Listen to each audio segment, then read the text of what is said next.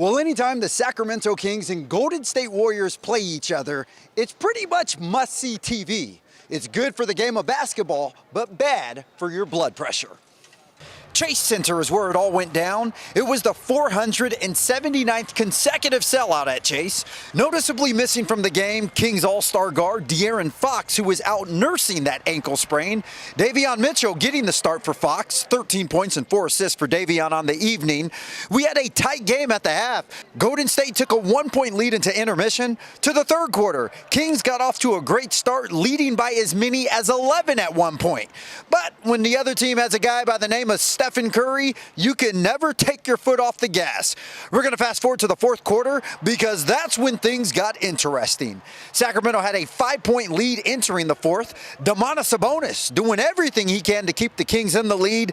Domas had a game-high 23 points to go along with 11 rebounds and 7 assists on the night, becoming just the second player in franchise history to register at least 10 points, 10 rebounds, and 5 assists in the first 4 games of the season.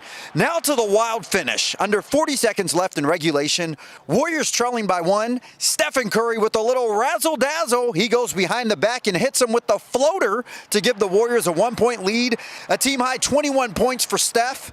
Back on the other end, less than 20 seconds in regulation, Domantas Sabonis answers with the bank shot for the lead. I don't think he called glass on that. Now it's going the other way, just seconds left on the clock. The double team swarmed Steph, so his fellow Splash brother Klay Thompson throws on the Superman cape, and Klay calls game with the bucket. Just 0.2 of a second remaining on the clock after that. Chase Center erupts. Just 14 points on the night for Klay, but he came up clutch when it mattered most. And the Golden State Warriors go on to beat the Kings for the second time in the last 5 days. 102-101, the final from Chase Center.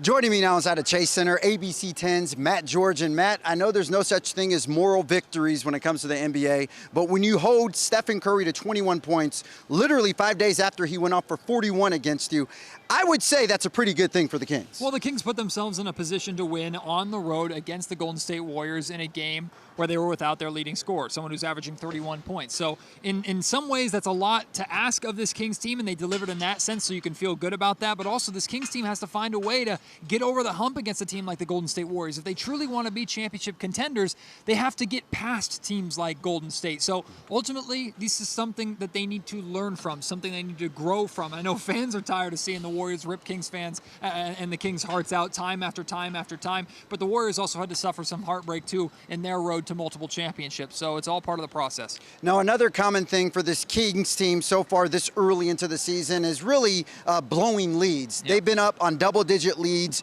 multiple times through the first 4 games of the season, and we've seen them blow them, or at least let them get close in every one. What do the Kings got to do to get over that hump? Well, if I knew the answer to that question, I'd probably be coaching this team, and it looks like the coaching staff is doing their best to try and figure that out. Look, basketball is a game of runs, and the reality is, in the modern NBA, scoring comes quicker than ever before. There's more three-pointers, so an 11-point lead isn't as much as it used to be in the past. That being said, it's a concerning trend when you can consistently, whether you're at home or on the road, and I'm more concerned with at home, by the way.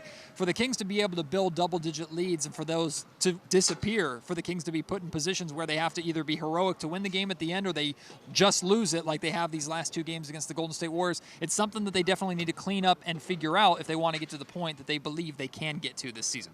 Well, we all know Mike Brown is all about details, so that's something he will be holding them accountable for. In the meantime, the Kings fall tonight 102-101. Sacramento falls to 2-2 on the season. Up next for them, they are in Houston on Saturday night.